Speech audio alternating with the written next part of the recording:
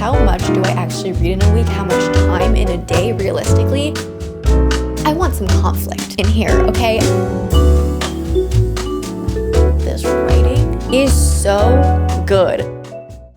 Hi everyone, it's me. Welcome to today's video. We're just gonna spend a week in my life as I read books. I have actually gotten quite a few questions recently on how I read, the amount that I do read, and it actually got me thinking, like, how much do I actually read in a week? How much time in a day realistically do I spend reading? So that's what today's video is gonna be about. I'm gonna track the amount of time a day I spend reading, and I'm also gonna track the amount of pages that I read in a day, and we're gonna do that for this entire week. I'm really curious to see what the results come out to be because I have honestly slowed down my pace in reading. Over the past few months, I have found that my page to minute ratio or whatever, page to hour ratio has gotten slower, and I think I'm not regressing by any means. I just think I am intentionally trying to just spend more time with the words, and instead of just flipping through the pages as fast as I can to consume the story, I am, spending a little bit more time to dwell on the words that I am reading. I think a lot of this also probably has to do with the difference in genres that I'm reading. With a fun YA fantasy, for example, I am definitely able to read that a lot quicker than a literary fiction where I want to just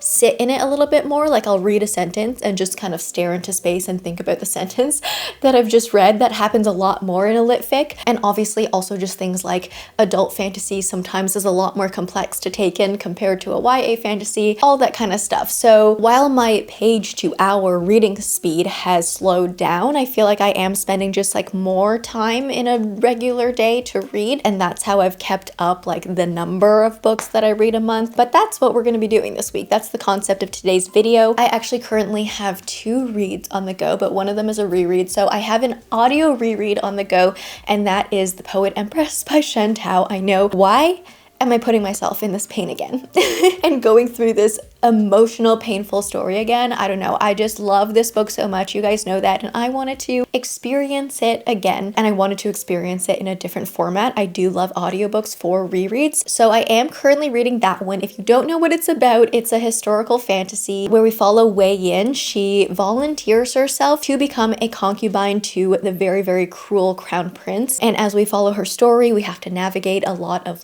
concubine politics, as well as try to learn the art of poetry magic to try and take this kind of corrupt evil family down from within. And there's a lot of wonderful character work in The Poet Empress, and I feel like that's why I wanted to reread it so soon, is that now after going through the entire story, I just wanted to go back and see kind of more little hints and things to character stuff along the way. So that's going wonderfully. I think I'm 32% in. I did listen to it for about an hour this morning when I did my morning workout. And then my physical book I'm reading right now is Shield of Sparrows by Devney. This is actually our long distance Patreon book club read. This is a romantasy that was really, really popular last year, and the sequel comes out this month. And so we all thought it was a good time to pick this one up. But this one follows Odessa, and Odessa is kind of an overlooked princess. She is a part of the royal family, but she is not the shiny sister. Her younger sister has been bred, has been groomed to become kind of the star of the family. And in this world, we have a whole bunch of different regions, kind of provinces, I want to say, or countries, different countries. And in this world, we have a Shield of Sparrows, which is a treaty. It's kind of a magical treaty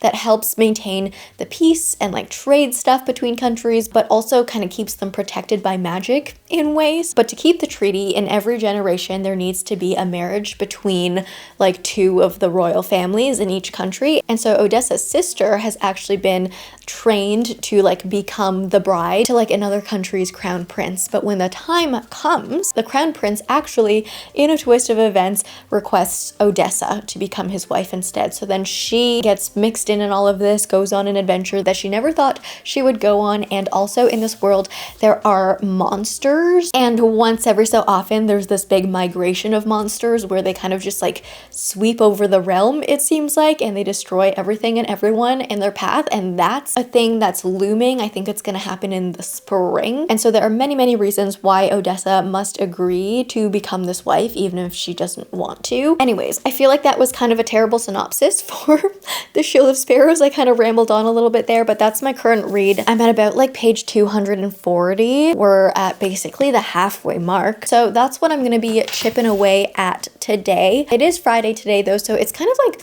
somewhat of a work day, but it's actually the Easter weekend, so it's Good Friday right now. Everyone in my province has a stat holiday, and as a full-time booktuber who works for myself, I don't really like have the luxury of taking stat holidays a lot of the time, because if I take the day off, then like the videos don't get made. Like it's not like a full-time job where you just, you know, you get paid for taking a stat holiday. That being said, I am gonna try and take it a little bit easy today, so I'm gonna do some work this morning. I have some like Patreon stuff I want to get organized, and I'm gonna try to actually take some time to relax today, to like maybe go outside to read, but that's what this Friday is looking like right now.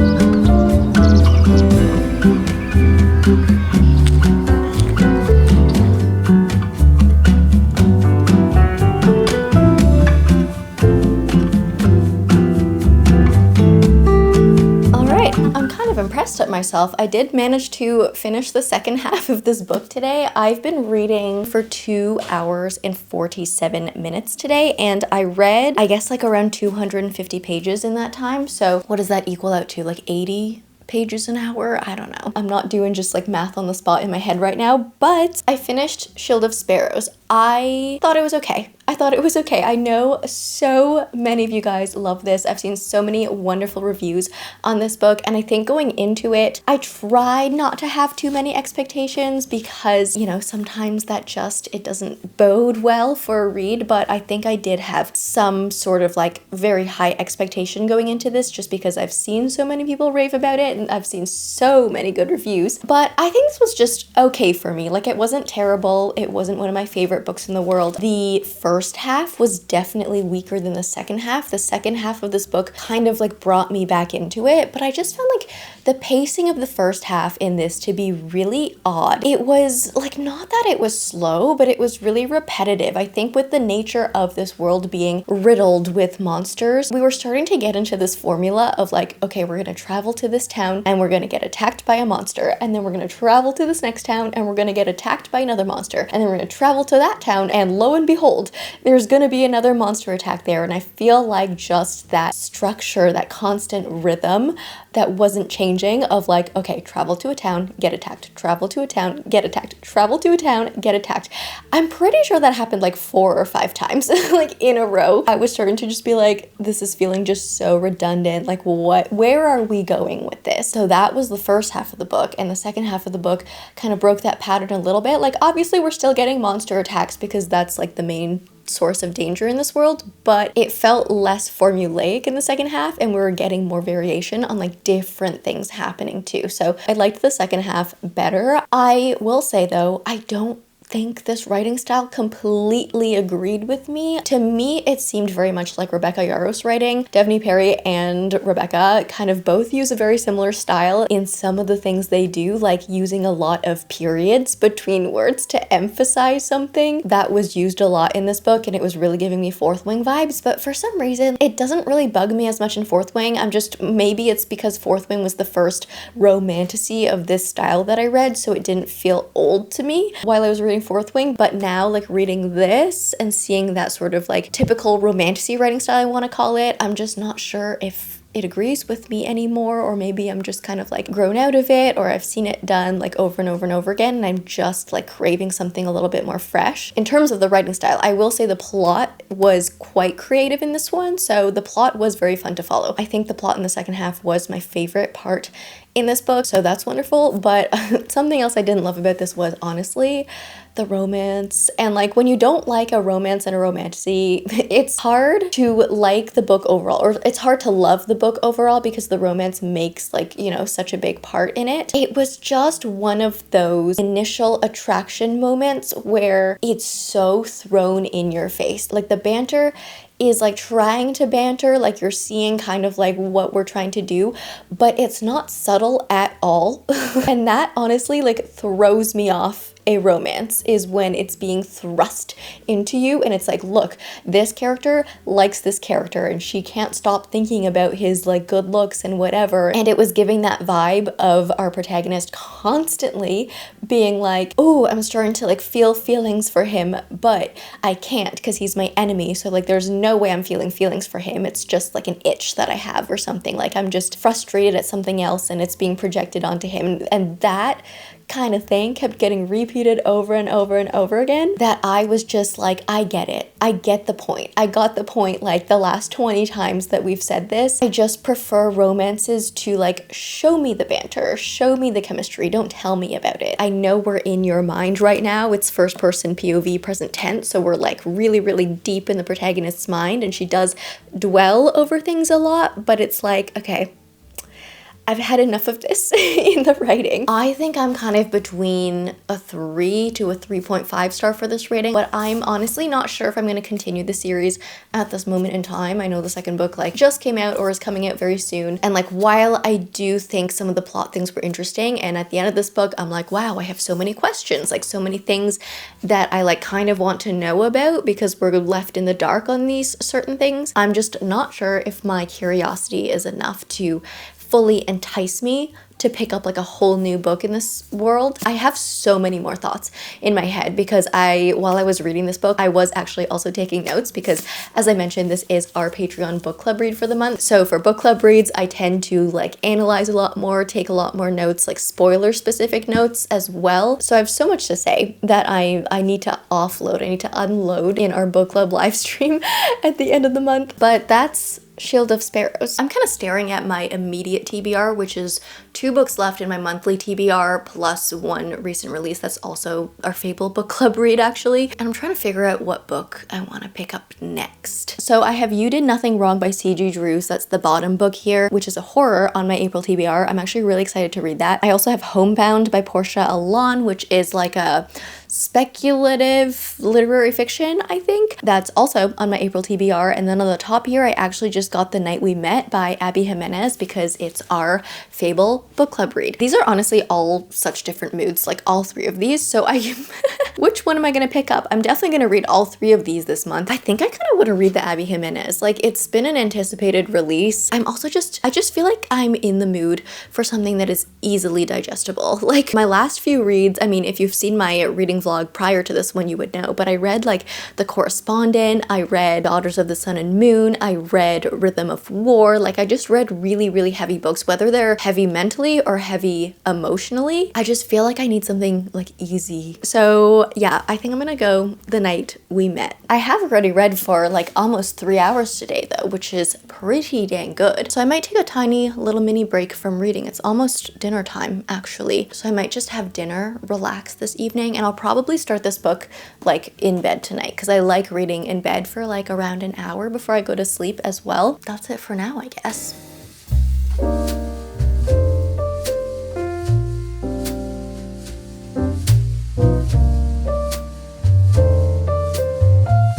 All right, happy Saturday. Good morning, you guys. Let's go over some stats from yesterday. So I read, I guess, about 30 to 40 more minutes yesterday because the final timer for how much I read yesterday says 3 hours, 35 minutes. And in that final 40 minutes of reading, I read 62 pages of The Night We Met by Jimenez. So let's see. Yeah, so for physical reading yesterday, I read for 3 hours, 35 minutes, and that made up 286 pages of Shield of Sparrows and then 62 pages of The Night We Met. And then in terms of my poet Empress audio reread. It was only really the morning that I listened to it, so that number stayed at 53 minutes in total yesterday, and that was 7% of the book. So today's a new day. Saturdays tend to be filled with chores for me, so I'm going to be doing a lot of like cleaning. I have laundry to do today. I actually want to bake something today too, because I want to bring something to my parents' house tomorrow for like Easter dinner. So I'm going to do that, and then I'm also actually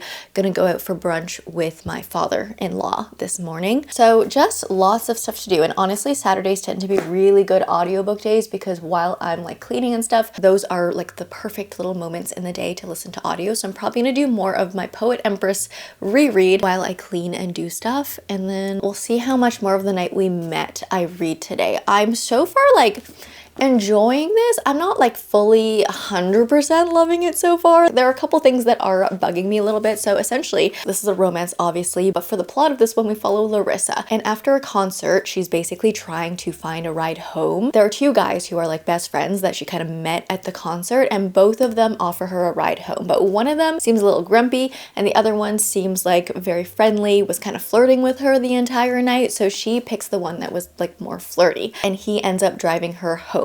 After that, like a few weeks after that, I guess, they start dating, and they've been dating for I think just over a month, just kind of like casually dating, when Mike, that's the guy she chose and that's the guy she's currently dating, he texts his friend Chris one morning and says, hey, I was supposed to drive Larissa and her mom to the hospital because her mom's getting a surgery, but I can't go anymore because I'm hungover. And Chris, the best friend, is like, what's wrong with you? Why would you get hungover? Like, why would you get drunk the night before you're supposed to like drive someone to the hospital the next morning? That is very irresponsible. So Chris kind of like reams him out for it, and then he does end up helping Larissa and her mom and driving them to the hospital. But like Chris hasn't really interacted with Larissa that much, like after that night of the concert where he kind of like barely just met her. He hasn't seen her since. It's just been his best friend who's been dating her, so they don't really know each other, but they end up spending basically the entire morning together as they're waiting for her mom's surgery. And it seems like they immediately kind of hit it off and they're getting along and there's this connection between them. But the problem is obviously she's currently dating his best friend. So that's essentially the story we're following. I do really like how Abby gets kind of really creative with her dates, or like the hangouts that she puts her characters through. There's just a little bit of whimsy in them, and they seem a little bit silly, and they seem a little bit, I don't know, I feel like some people might see them as a little cringy or something, but I don't know, there's something just really wholesome about doing an activity that is not seen as like a normal date activity. Abby tends to get really fun with that, creative with that in her writing, and I do appreciate it, and we're seeing that a lot in here. The main thing I'm just like not entirely loving about this one right now is that Chris, as our love interest, just seems too perfect. And I think Abby's been doing this a lot in her recent books, is her love interests just seem like so over the top perfect, and it's like, okay, but this doesn't even feel realistic anymore. And I know a lot of people read romance for escapism and everything, but I just need like a little something to like ground myself like more in reality to be able to help me suspend my disbelief in that way. But like, he's just met this girl, you know, and he's like, oh, she's beautiful, you know, she's nice, like she needs to be treated right. But he immediately, after like hanging out with her one time, immediately starts going to these really drastic lengths to help her out. Like, I don't think this is really a spoiler because I've only read 60 pages of this book so far, but at the very beginning of the story, there's this whole issue of Larissa needing to get her car fixed, but she doesn't really have the funds to pay for it, and it's like a really expensive thing she has to pay for. Chris, immediately after meeting Larissa, starts like yelling at Mike, like his best friend who's currently dating her. He starts yelling at him, and he's like, you need to support her, like you need to pick up some extra shifts at your job so you can pay for her car to get fixed so she can get her car back. And I'm like, Mike has only been dating her for like, I think 5 or 6 weeks at this point. So like, why does Chris expect Mike to pay for her car repairs if like they've only been together for just over a month? Like, I don't know. It seems like those are kind of drastic measures to like immediately jump into like a pretty new relationship. Just stuff like that. I'm like, it's a little too soon to be like putting in all of our savings and finances into a girl that you've just started dating. Anyways, something I am appreciating about this though is after reading the synopsis, I was like definitely gonna pick this book up because I do tend to love Abby Jimenez. From the premise alone, I was kind of hesitant because I was scared that this was gonna feel a little bit too like cheaty, like morally wrong, because you know, the trope is boyfriend's best friend. And I'm like, how are we gonna do that without it feeling just like not great. But so far the way Mike is being depicted is kind of terrible, and then like Chris just seems like an absolute angel. So I don't know, it seems less morally icky just because the current boyfriend really seems to suck. But then at the same time, it also feels too easy. So I think I just need to read more of this book. I just need to read more of it. I have faith in Abby. I have faith that she will pull through, but like, yeah, for the first 60 pages, I'm like, oh, it's kind of fun. It's easy to read, but I'm not sure I'm entirely loving it just yet, but we'll keep going with it. I'm gonna try and do a quick bathroom clean before brunch. I have like half an hour before we have to go. So yeah, I'm gonna put in the Poet Empress and clean some stuff.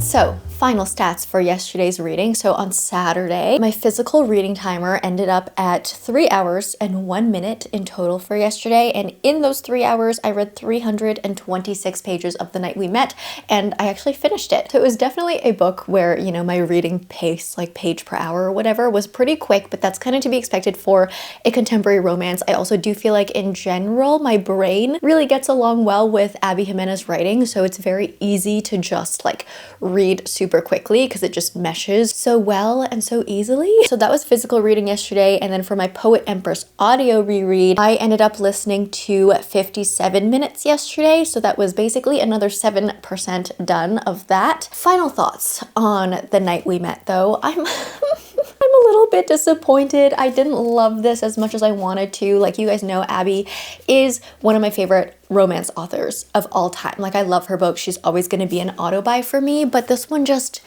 it didn't hit for me as much as her books normally do. I find in her other books, there's such a good mix of like personal and family story mixed in with the romance, and that is usually my favorite thing about her books. But I found this one overall to just be a little flat, a little bit dull. I think a lot of it has to do with the main love interest and how he was portrayed. I mean, he seemed to be a very perfect, lovable male main character, like a perfect book boyfriend, but almost too perfect, you know what I mean? Like too good where it felt just very unbelievable. It felt really manufactured. It felt too clean that I was like, I want some conflict in here, okay? I think that's what a lot of this book was missing. And like, I know the main conflict of this story is that, you know, the love interest is boyfriend's best friend. That is naturally going to introduce a lot of conflict, but we didn't really explore that conflict until like the last 80 pages of the book. And those were my favorite pages of this book, is like page 300 and onwards is when this got good for me. But we had a lot of just buildup of Chris and Larissa becoming friends, and I understand how that part's really important to see kind of like in their getting to know each other. So I was enjoying it for a little bit, but it dragged on for too long. And yeah, just the things that Chris was like doing for Larissa just felt, I don't know, so highly unrealistic for me. I don't know, this just felt weird because it almost felt like a love triangle, but the third point was missing. Like the boyfriend, Mike, the original boyfriend, the first boyfriend, he wasn't really even present in the story at all. Like we got a little, like a few glimpses of like his problems and like what he was going through, like just a tiny bit, but I feel like the story would have been stronger if we got his point of view. Like we got Chris, we got Larissa, but I'm like, where's Mike? I feel like this story couldn't feel full without seeing what was going on in Mike's head. And you know, from the end of this book, I could definitely see that Mike's story is coming next, but I would have enjoyed seeing his process and his struggles in this book. And I honestly wanted to see more interactions with him and Larissa. Like he was her boyfriend, but like where was he through this entire book? I wanted to see more of the good parts, and I think the emotional impact of the story would have hit better, like hit harder if we saw that. And also like Mike being Chris's best friend, we didn't see a lot of that either. Like, I wanted to see more of their friendship, more of their ups and downs, more actual moments between them. I think overall, this story was, definitely something hard to execute. Boyfriend's best friend is never going to be easy or straightforward. And I think the overall direction that Abby went with this works. Like, honestly, I was skeptical about the boyfriend's best friend thing, but that was the part that, didn't actually bug me about this book. So the overall direction and choices that way it went in, I think was, really clever, really smart, but it was like the structure of the storytelling that didn't fully hit for me, because I feel like we spent so much time on the stuff that, was honestly a little bit dull for me to read personally. I will say some positives, just to end with a few positive things about this one. Abby is so good at writing a love declaration. Like, as I mentioned, from page 300 onwards, we got the feelings finally. We got the love declarations. We got the conflict. We got our characters working through their inner turmoil and stuff. And that all happened in the last 80 pages of the book. And I'm like, I want double of this and like half of what we saw at the beginning. So I think we just needed to like pace things a little bit differently, because I wanted to see more of the emotional process, but we only got 80 pages of that. But like the 80 pages we got were good. I was like, okay, I just want to spend more time on this stuff. So, and I will say, like, the more you read Abby's books, the more rich the world feels, because she is very, clever at inserting little Easter eggs of characters and stuff from her previous books. There were a lot of callbacks in this book, even to her original series. So I found that to be really fun. With Abby's books, I feel like you don't need to read the full series in order, because they are technically all interconnected standalones and they will all stand alone on their own for the most part. But I will say, like, the more you read her books, the more you like catch these like fun little Easter egg things and cameos from like old characters, and that is definitely very fun to see. Overall, I think I'm gonna rate this book like a 3-star.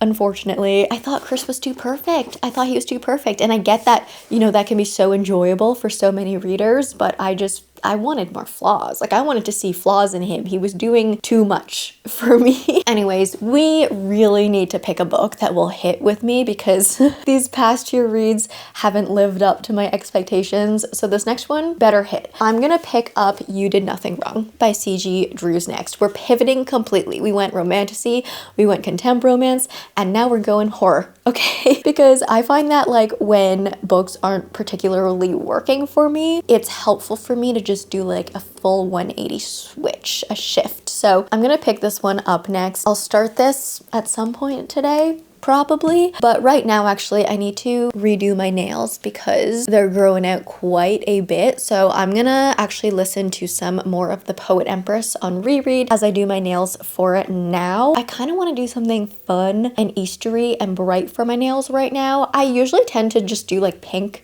or white or like a beige, like a neutral color, or like purple like this, but I kind of want to do something fun and a little bit more vibrant for Easter. So I'm gonna try and do something a little bit more fun with my nails while I listen to The Poet Empress.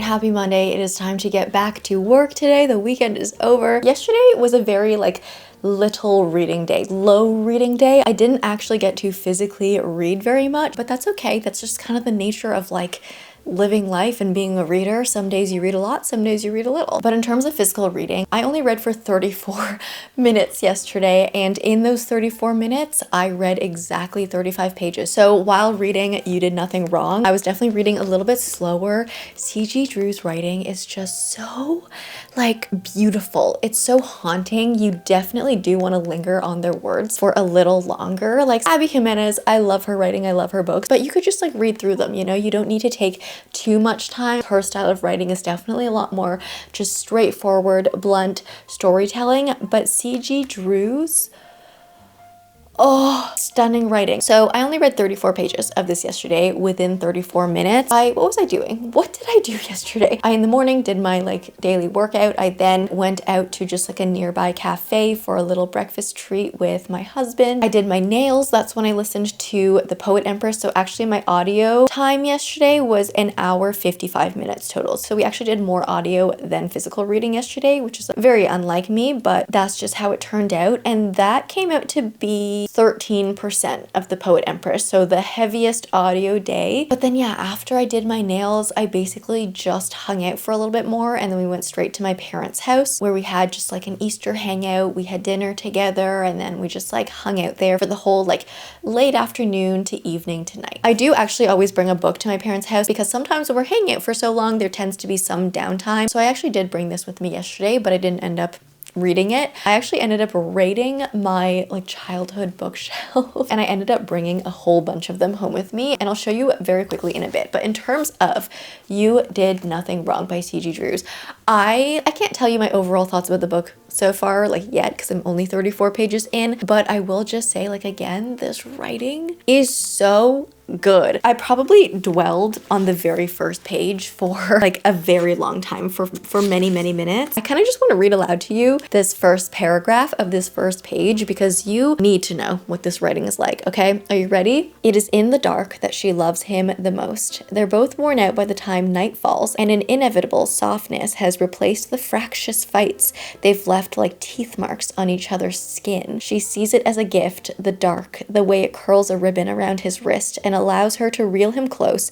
and tuck him into her lap without protest. It's instinctual, a child's craving for comfort when the lights go out and the way they whimper at the prospect of sleep, the loneliness of it. She's heard it said that sleep is similar to death, that fading of consciousness and loss of control. When she props elbows on the edge of his mattress, chin on her fist, and watches his furrowed brow smooth as he falls still, all she can think is how peaceful and quiet and lovely he is, and how easily he could be dead.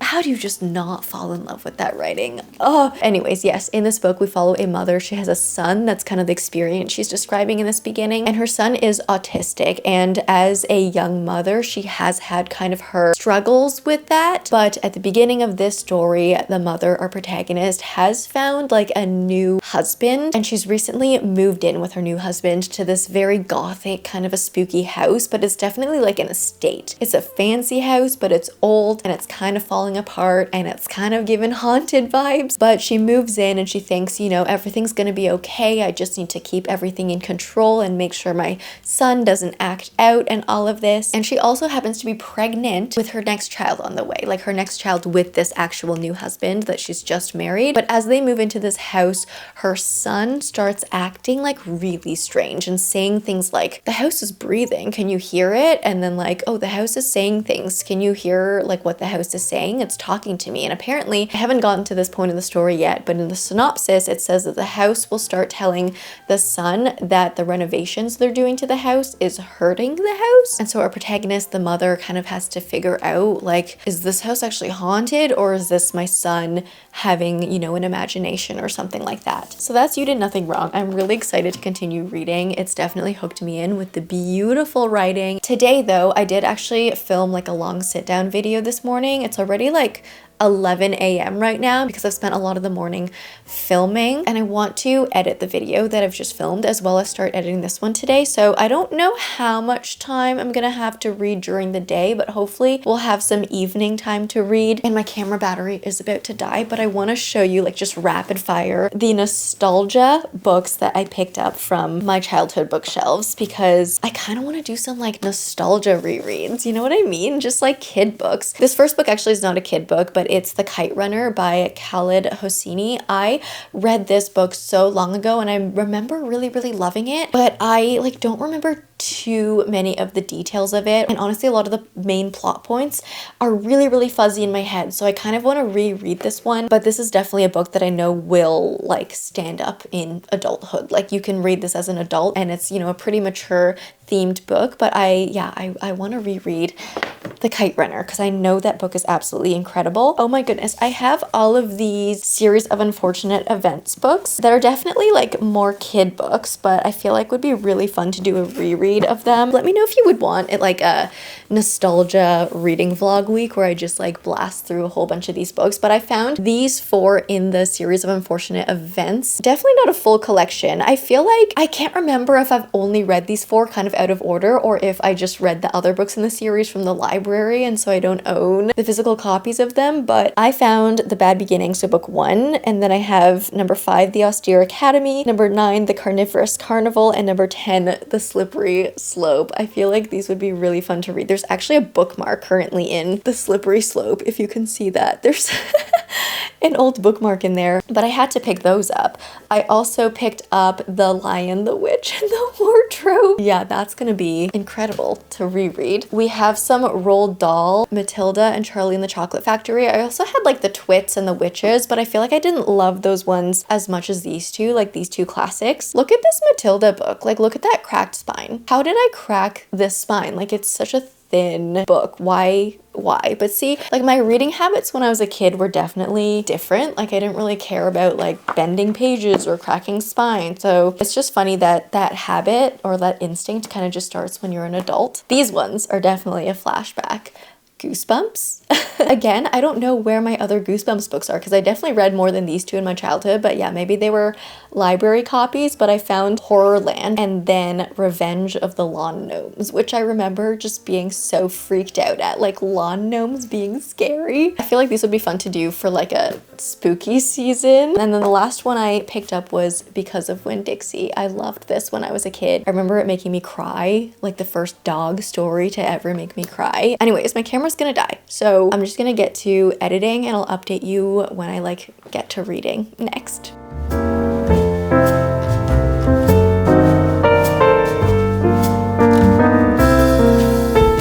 All right, I just had lunch, but as part of my lunch break, I had to run it to the post office because I had something in the mail. I honestly have no idea what this is, but it feels book-shaped and it says it's from PRH Customer Service, which is making me think this is something from Penguin Random House. So I thought we could open it together. Also, you guys, it's really hard listening to a really seriously emotional audiobook while in public. I got to a point in The Poet Empress while I was like traveling to the post office that started to get really emotional. Like we're kind of in that point of the story where things are really revealing and things are getting really like intimate and close up and personal and like traumatic. And I was just having my own little personal emotional moment there on public transit. So that's fun. Okay, this is most definitely a book. Whoa, what is this? Oh my god, I don't even know what this is, but it looks really cool.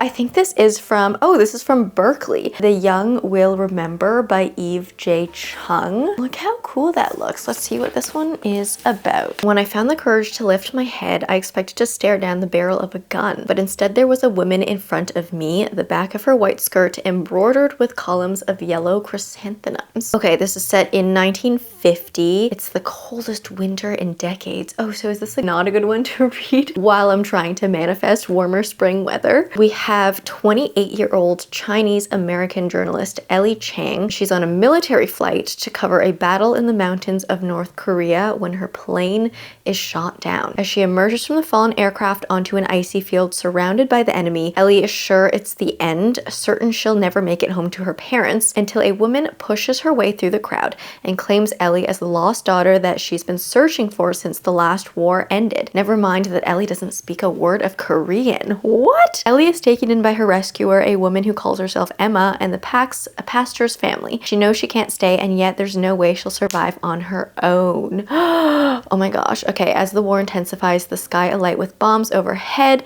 Ellie convinces Emma and the Pax to travel south toward an elusive promise of safety, and where Ellie insists they're more likely to find Emma's real daughter stuck on the other side of the front lines. This sounds so good. Excuse me. That sounds incredible. Okay, yeah, this is going straight onto the TBR. High on my radar. This sounds so good. Thank you, Berkeley, for sending this to me. All right, I'm just gonna be editing for the rest of the afternoon. Again, hopefully I will get into some physical reading this evening, probably after dinner, but we'll see how it goes.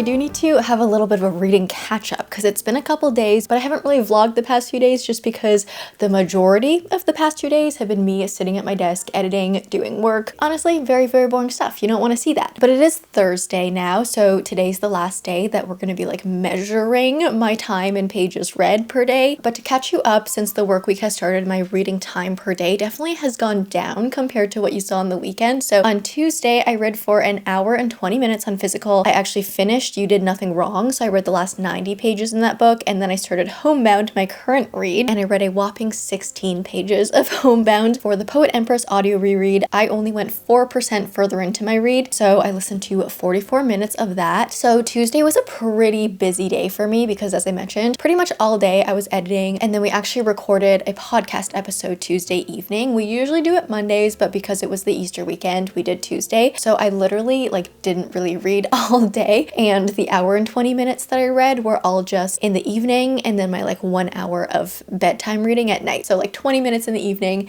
an hour in bed. And so that was Tuesday. And then for Wednesday, I read a little bit more. So 2 hours, 16 minutes total for physical reading. That got me through 128 pages of Homebound. And for the Poet Empress, I listened to an hour, 13 minutes. So as I've been going along, I definitely have been noticing that with Homebound, my reading pace definitely has slowed down. I'm reading essentially a page per minute. So in 1 hour, I'm reading 60 pages because the writing is just a little bit more complex. It's that type of transcendent writing, and we'll get to it. We'll talk about Homebound, but I do actually, sorry, I'm all over the place in this reading update because it's been a couple days, but I did finish You Did Nothing Wrong by C.G. Drews. I overall rated this a 4-star. I actually did really enjoy this. I'm finding it really hard to talk about horror books in particular because I haven't read very much horror in my life. So as a book reviewer, I'm just still trying to find my footing, find my ground when I'm talking about horror books, because I just feel like I need to read more in this genre before I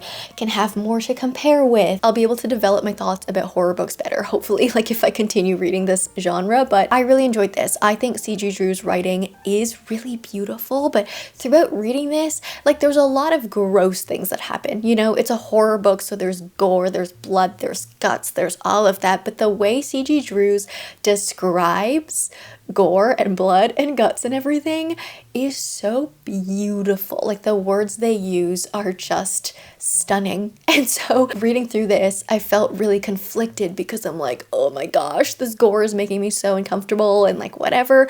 But at the same time, there was a part of my brain being oh my gosh, this is so beautifully written. I love the words you've used here to describe these disgusting things. And then on top of that, I feel like the story was just so haunting. It was really psychological. It really messed with your brain. There were some plot twists, I want to say, and just the overall plot of this went in a direction that I didn't think it would go in based on the plot synopsis, but I'm kind of happy it did. I like the direction that it took. It definitely made the story a lot more layered and meaningful. There were just so many interesting things going on in all of our characters' minds, and we also along the way learned a lot about why our characters acted the way they did. So yeah, this was wonderful. Again, I'm not a horror expert, so I don't know within the wider range of horror books how this one stands up, but for me, I really enjoyed it as a beginner horror reader. And then yeah, I did start Homebound by Portia, Elan. This one, diving in, I really didn't know what it was about. I kind of just knew it was a story that spanned a really long period of time, and that this book was comped to The Ministry of Time and Tomorrow, Tomorrow, and Tomorrow. And I will say, I can definitely see those two comps, especially Tomorrow, Tomorrow, and Tomorrow, but I would almost say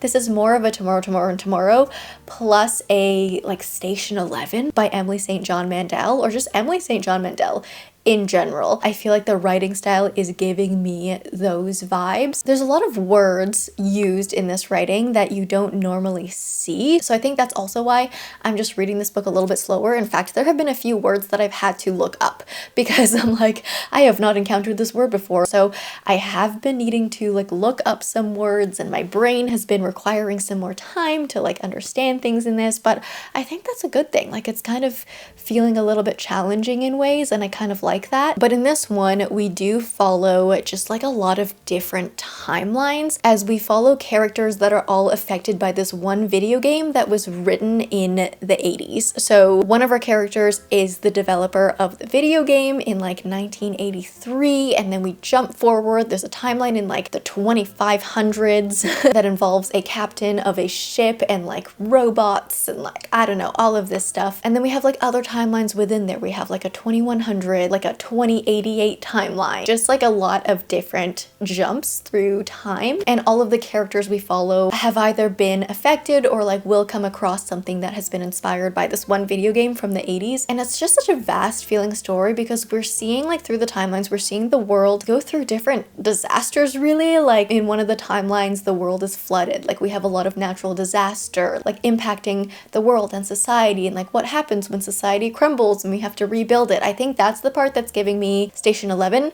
vibes in particular. And then we have a lot of talk about technology and like kind of creating these sentient AI kind of robot things and how that affects the world and the role they can play. We of course have some, you know, space exploration type thing going on because like, you know, in the future timelines, kind of natural to think that way. But that's the best way I can describe this book. Like we just see the world go through these ups and downs of like, yeah, different natural disasters and flooding and like technology and things succeeding and failing and everything. And it's really beautifully written. I will say like at the beginning of this book, I was kind of feeling overwhelmed almost. Like it felt like one of those books that read like a beautiful word salad. Like beautiful, stunning, but in your head you're like, what is really going on here? Like I'm not really picking up on things.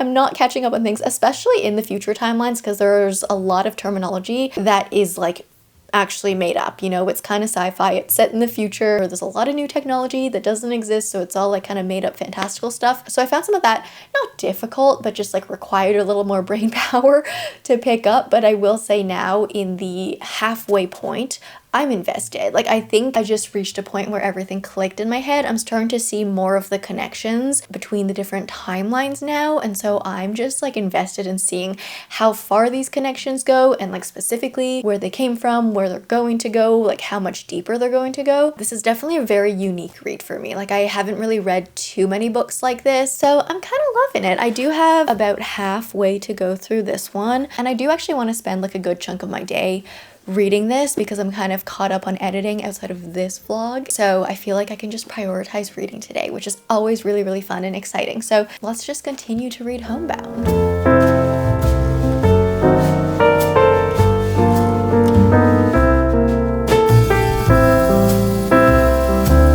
Okay, I did finish Homebound. It took me, hold on, how long did it take me? It took me an hour, 34 minutes to read the last 143 pages. So I guess my reading speed did increase as I continued to read on. I guess I just got used to the writing style. Like at the beginning, it took me a really long time to settle into it, but I guess overall I did get used to it. I do also think as we move through the book, I forgot to mention this, but this book does play around with mixed media, which you guys know I love. I always love a good mixed media book, but with all of our different perspectives, I think they were like 5 in total. They were all written in very different narrative styles. So some of them were just kind of perspective shifts. So one character story was, you know, just kind of like a regular third person narrative style. In one of them, we had a character that was addressing her uncle that passed away. But then in some of them, we played around with some more fun things. Like we had one that was very epistolary. So it was all told through email correspondence. And then my favorite one actually in this was we had one perspective that was like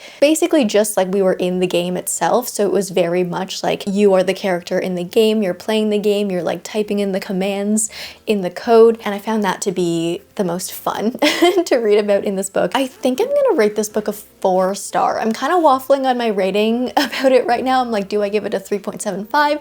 Do I give it a 4? I think I'm gonna give it a 4-star. It's very much kind of like confusing to me on like what to overall think about this, because I can see how some people might really dislike this book, if I'm going to be completely honest, because it's not a very character-driven story. It's not a very plot-driven story either. So you're probably like, wait, if it's not character-driven and it's not plot-driven, then what is it? Well, I would say this book is very much a themes driven book. I want to say it's a vibes book because the vibe is pretty strong, but it's not just vibes, you know, like there are kind of bigger picture world things happening, bigger picture connections. And so this is very much a big themes book for me. But if you're gonna look at specific characters that you're following or plot lines, we don't spend enough time with each character, I think, to make this like a really heavily character driven or plot driven story. Because I mean, for example, we have 5 kind of timelines going on here, but this book is only like 280 pages.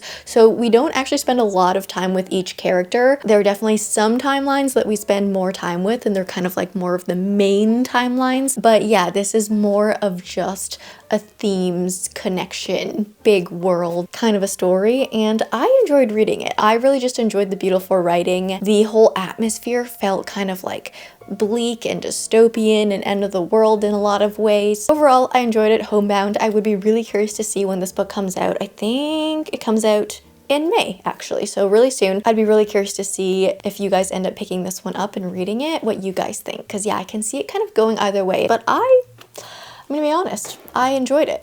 Anyways, I think I'm gonna leave you guys here for now. That basically concludes my week of reading. I might pick up another book maybe sometime later tonight in bed, but I think I'm gonna start another reading vlog when that time comes. So this is basically, you know, my whole week of reading that we've just gone through. I'll put all my stats again on screen for you so you guys can just see like the final numbers of everything that I read this week. What did I read? I read half of Shield of Sparrows. I read The Night We Met, You Did Nothing Wrong, and then now Homebound. So that's basically 3.5 physical books that I read this week, and then I got through like 60% of my Poet Empress reread in a week. But that being said, I think I'm gonna leave you guys here for now. I know this video was a lot more nitty-gritty, technical with like the numbers and pages and times that I read. Obviously not all my reading vlogs are like this, but I have been getting some questions as to like how much time I actually read in a day and how I fit things in throughout the day. So I hope this video gave you a little bit of a clearer idea of what my day-to-day life is and how I fit reading into there. I definitely showed you just a little bit more of my life outside of reading in this video to also help you like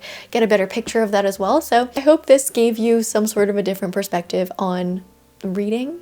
I hope you enjoyed this video. If you did, please leave me a like and a comment. If you don't know what to comment down below, let me know what you're currently reading. If you like me, subscribe, do that bell thing, and I will see you in the next one.